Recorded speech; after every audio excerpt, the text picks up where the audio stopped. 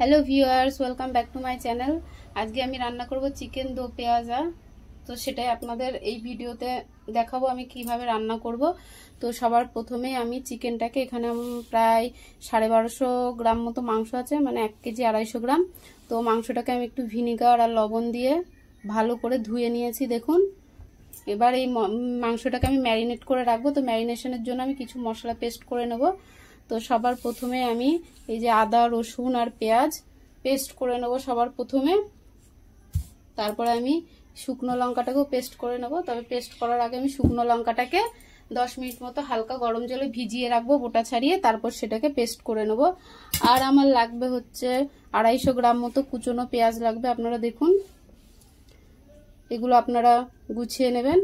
এবার চলুন আমরা এটাকে পেস্ট বানিয়ে, মশলাগুলো পেস্ট করা হয়ে গেছে আমার। তো এবার লাগছে আমার হচ্ছে টক দই। তো এবার মশলাগুলো দিয়ে আমি মাংসটাকে ম্যারিনেট করে নেব। সবার প্রথমেই আমি মাংসতে দিয়ে দেব 2.5 চামচ মতো আদা,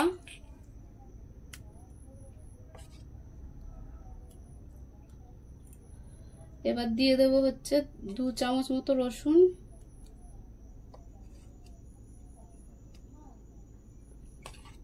আর দিয়ে দেবো প্রায় 2টো পেঁয়াজ বাটা, মানে 2 পিস পেঁয়াজের পেস্ট।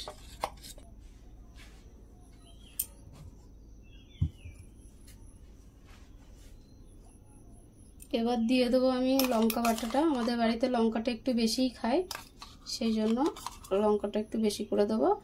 আপনারা সব যেরকম লঙ্কা খান, মানে আপনাদের বাড়িতে যেরকম ঝাল খায় আপনারা সেটা বুঝে লঙ্কাটা দেবেন।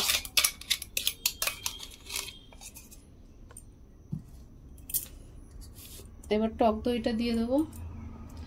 আমি 1 কেজিতে আপনারা 200 গ্রাম মতো টক দই দেবেন। আমি এখানে 1 কেজি 250 গ্রাম মাংস, তবুও আমি 200 গ্রাম টক দই দিলাম।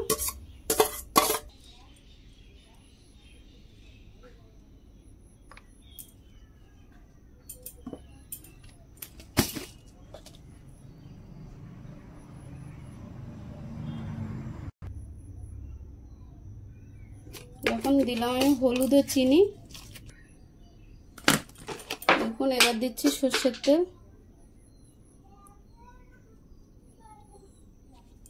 এবার মাংসটাকে আমরা ম্যারিনেট করে নেব।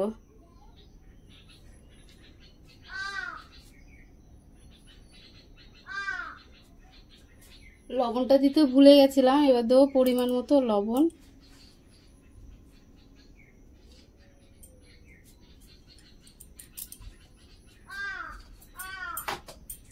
এবার এটাকে আমরা ভালো করে ম্যারিনেট করে নেব। আপনারা হাত দিয়ে ম্যারিনেট করে নেবেন। দেখুন মশলাটা আমার মেশানো হয়ে গেছে। এবার আমি এটাকে ফ্রিজে 1 ঘন্টার জন্য রেখে দেবো ঢেকে দিয়ে। তারপর 1 ঘন্টা পর আমি এটাকে বের করব। দেখুন মাংসটা 1 ঘন্টা পরে আমি ফ্রিজ থেকে বের করেছি। কি সুন্দর ম্যারিনেট হয়ে গেছে মাংসটা। এবার আমি রান্নাটা শুরু করব। সবার প্রথমে দেখুন কড়াইটা গরম করে নেব।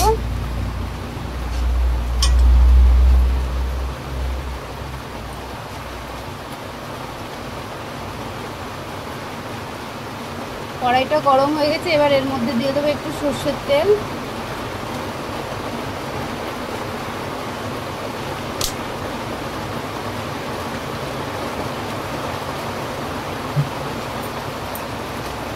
আর সঙ্গে দেবো সামান্য ঘি।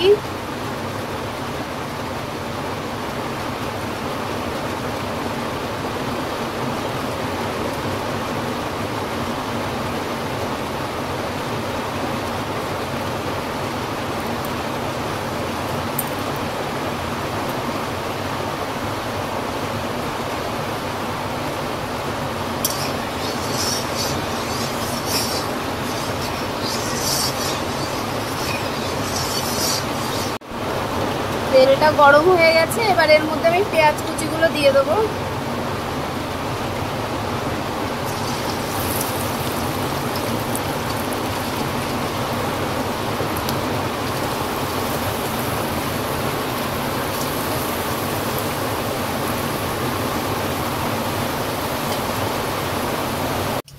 পেঁয়াজের বেরেস্তাটা ভাজা হয়ে গেছে। এবার আমরা এটাকে নামিয়ে নেব।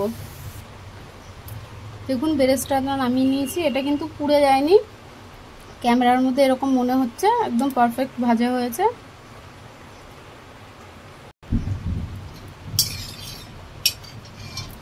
এবার এই পেঁয়াজ ভাজা তেলের মধ্যেই আমরা ফোড়নটা দিয়ে দেবো, তেজপাতা, শুকনো লঙ্কা আর গোটা গরম মশলা।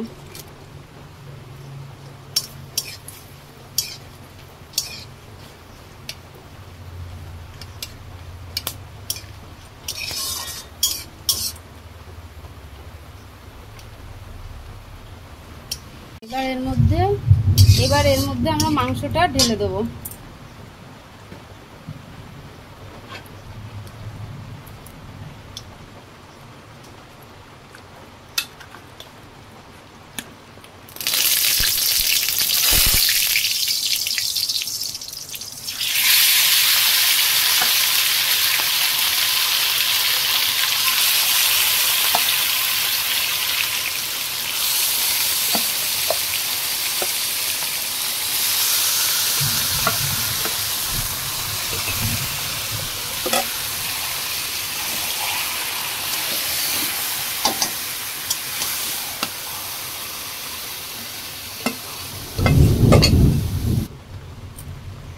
দেখুন মাংসটাকে ভালো করে কষাতে হবে।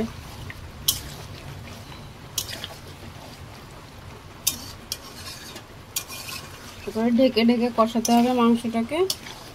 তো আমি একটু নেড়ে চেড়ে মাংসটাকে ঢেকে দেবো।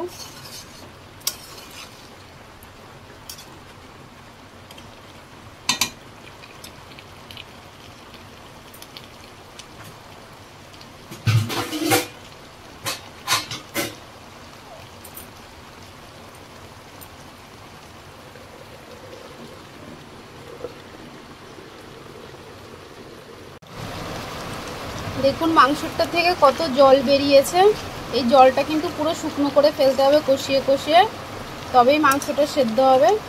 তো আপনার এবার আমি জলটা দিয়ে দিচ্ছি, দেখুন একদম সামান্য পরিমাণে জল দেবেন।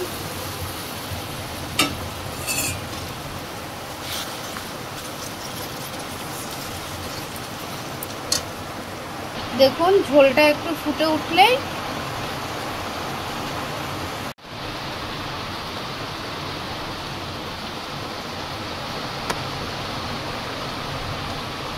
এবার আমি এর মধ্যে ভাজা পেঁয়াজটা দিয়ে দেবো।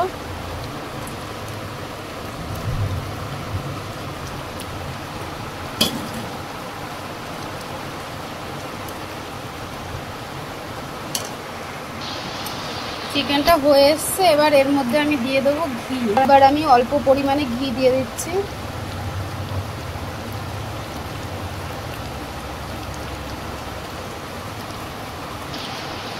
আমার চিকেনটা হয়ে গেছে রান্না করা, এবার আমি চিকেনটাকে নামিয়ে নেব, গ্যাস অফ করে দেবো।